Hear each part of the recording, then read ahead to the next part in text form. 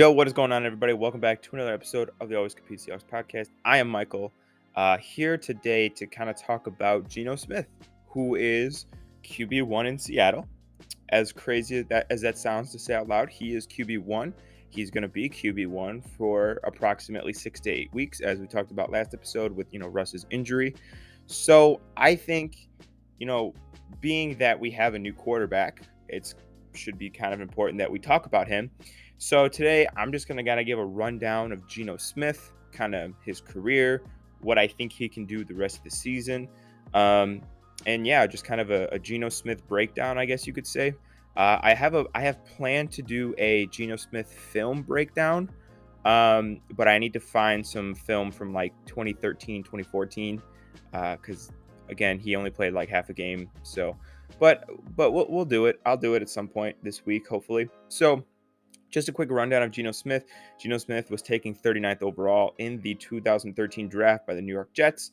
The 2013 quarterback class was arguably the worst of all time. You had guys like Tyler Bray, E.J. Manuel, Matt Barkley, Tyler Nassib. I mean, these guys were just not good. So through his career, he's had 31 starts. So almost exactly 2 full seasons. He's completed 57.9% of his passes. Not good. He's thrown for 6,346 yards. That's decent. And then 30 touchdowns to 37 picks, which is very not good. Granted, he was on the Jets, and the Jets were not good. In 2014 was his second season, and it was statistically his best year. He had 13 starts. He completed 59.7% of his passes, so a little bit better than average, or a little bit better than his average. Threw for 2,525 yards and had a 13-13 touchdown interception ratio. That is slightly below average quarterback play, but it's nothing atrocious. But the atrocious part about that season was that they went 3-10 in those games that he started. So obviously not ideal. 2014 was his last, I'd say, real playing time. He played a little bit with the Giants and he played a little bit with the Chargers. Nothing too significant. So I think that's kind of like the meat and bones of his career was 2013, 2014. Those seasons were under Rex Ryan. That's all I'm going to say, what you want to say about that. And to be fair, he didn't have guys like Tyler Lockett, DK Metcalf, such like that. The Jets that year had Chris Ivory, Eric Decker, Percy Harvin, Seahawks legend, by the way. So it's not like they were just, exploding with talent on that roster, right? So maybe you can blame the Jets, maybe you can blame Geno. I think it's a little bit of both. I don't think he was great, but I also think the Jets weren't a great team and didn't have a lot of weapons. But obviously, like I said last episode, let's hope that Geno Smith follows in the footsteps of Sam Darnold and is just insane after they leave the Jets, because Sam Darnold is low-key killing it right now. So maybe the Jets just have such a negative aura about them that whenever you leave, you just become a GOAT. Like, you just become one of the greatest quarterbacks of all time. So Geno Smith is going to be a quarterback for probably 6 to 8 weeks. So I think if we're going to keep our season alive, right, we're going to have to win some games. He's point blank, he's going to have to win some games. It's not like a 1 to 2 week thing where he could kind of just shit the bed for a week or two and then Russ can come and save the day. It's 6 to 8 weeks. That's like half the year. Almost. I would imagine, being that Russ is such a competitor, it's closer to 6 than 8, but who knows if the surgery doesn't go right, if maybe there's something off with the recovery time, who knows. So next week, not this Sunday, obviously next Sunday, we play the Steelers on Sunday Night Football, which that's a game that I think is winnable, but the Steelers have a really good defense, so that does worry me. But the Steelers offense isn't very good either. So that's whatever. By the way, who would have guessed that we would have Geno Smith and Ben Roethlisberger on Sunday Night Football? Couldn't have been me. Then we play the Saints. The Saints are they're a weird team. Some weeks it looks like they can go and win the Super Bowl, and other weeks they lose to the friggin' Giants. So I don't know what to make of the Saints. Then we have the Jaguars, which that should be a win no matter who's playing. I could play quarterback for the Seahawks and probably beat the Jaguars. No offense to Urban Meyer. Actually, full offense to Urban Meyer. You suck. Then we have a bye week. Wait, is that right? I'm pretty sure. Let me double check. I don't want to lie to you guys. Um, yeah, Steelers, Saints, Jaguars. Yep. Then we have a bye week. Then we play the Packers in Lambeau, which I didn't even like that game with Russ. So I'm sorry. I don't think we're gonna win that game. And then we play Arizona, which is tough. And then we play Washington. So if Geno Smith can beat the Steelers, Saints, Jaguars, that's 3. Lose to the Packers, that's 3-1. Lose to the Cardinals, that's 3-2. And then beat Washington, 4-2. If Geno Smith can go 4-2, which is realistic, then we could save our season, right? And then Russ could come back, put on his Superman cape, and just save the season. So kind of going forward with how Geno Smith could do that, a couple of ways, right? He's gonna need to play good football, obviously, because the Seahawks don't have a stud defense. They don't have a great offensive line. They don't have a running game, like the Browns or something that they could just run the ball 30 times a game and win games. That's just not how it operates in Seattle. Unfortunately for the Seahawks, being that Russ Wilson's out, that's kind of how they win games. Is Russ Wilson is just so damn dynamic, and he makes people miss, and he improvises, and he just pulls shit out of his ass, really. And does Geno Smith have that ability? No. He's not the athlete Russell Wilson is. He's not as accurate as Russell Wilson. He doesn't throw as good of a deep ball.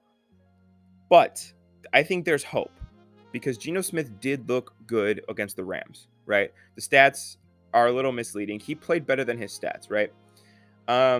Geno Smith obviously knows this playbook really well. He's been the backup for 2 or 3 years now. So he knows the system. He knows the guys. Obviously, Shane Waldron brought in a new system, but he knows it. I think the key for Geno Smith is going to be Shane Waldron. Shane Waldron has to make his life as easy as possible, right? I've been up and down on Shane Waldron this year. I think he's done an okay job, but I think there's some things that he could really improve on.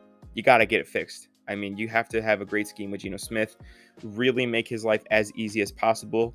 Their receivers have been doing a good job this year. I really can't wait till we get D. Eskridge back. I think that's going to help a lot, just to make some big plays. But, I mean, our receivers are going to need to step up. We're going to need to get healthy in the running game. I mean, Rashad Penny, Chris Carson, those guys are going to need to get healthy so we can run the ball. So a lot of burden is on Shane Waldron. Obviously, I don't think he took this job thinking that he was going to have to play Geno Smith. Nobody on the staff was probably, but that's just the reality in the NFL. Shit happens. You got to adapt. So we're really going to see, in this next 6 to 8 weeks, if Shane Waldron is legit or not. Because, Kyle Shanahan, not that Jimmy G is anything close to Russ, but when Jimmy G went down, I mean, the Niners were still competitive on offense, kind of, right? I mean, you had pick six Nick Mullins, who was throwing for 300 yards a game. I mean, that's a testament to Kyle Shanahan, right? They won games with C.J. Beathard. So it's really going to go to show how good Shane Waldron is, right? If he can step up, if he could do his job very well, he could be that genius offensive mastermind that he was brought in to be, then we'll have a shot. I don't think Geno is a terrible quarterback. I think for the most part, that he suffered from the Jets syndrome. But I don't think he's some superstar either. So you have to make his life as easy as possible. You have to get those creative play calls in. And lastly, I mean, just kind of talking about the Seahawks as a whole, the defense got to step up. I mean, you can't be winning games with Geno Smith having to score 35 a game. You just can't do it, right? I mean, we can win shootouts with Russ. We're just not going to be able to win shootouts with Geno Smith. I'm sorry. That's just the reality of being a backup quarterback. There's like maybe 2 or 3 backup quarterbacks in the NFL that you could plug in and say, hey, score 35 a game, please. It's just the reality of being a backup quarterback. So the defense is going to have to step up.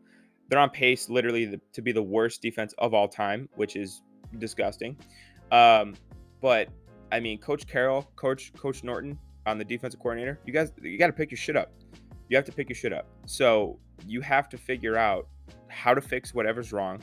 And you have to step up, because if they can't, right? If they can't step up, and we see the Seahawks just fall apart, they go 1-5, 2-4, whatever, then we'll know that this is a bad organization. It's bad coaching, it's bad defense, and that Russ has just been the flex seal to cover up all of our issues. And I think if we really crumble in these next 6 weeks, there's going to be major changes in the offseason. I don't think Coach Carroll's job is a guarantee. I don't think Ken Norton's job should be a guarantee. I think we might have to reevaluate Shane Waldron. You know what I mean? Shane Waldron might be fine because he's only been here 1 year, but I, I don't know what we're gonna do, right? I mean, there's got to be things you have to think at that point. It's just Russ is the good stuff in the organization, and not Pete and not Ken. But if the Seahawks do step up and they are able to win some games and maybe even beat in Arizona, that would be awesome. If I'll tell you right now, if one of two things happens, I will buy a Geno Smith jersey the day of. If Geno Smith beats Green Bay in Lambeau, I'll buy a Geno Smith jersey that night. I will. If Geno Smith wins us enough games to where we're able to make the playoffs later in the year, I'll buy a Geno Smith jersey, right? So, we need to step up. Defense needs to step up. Shane Waldron needs to step up.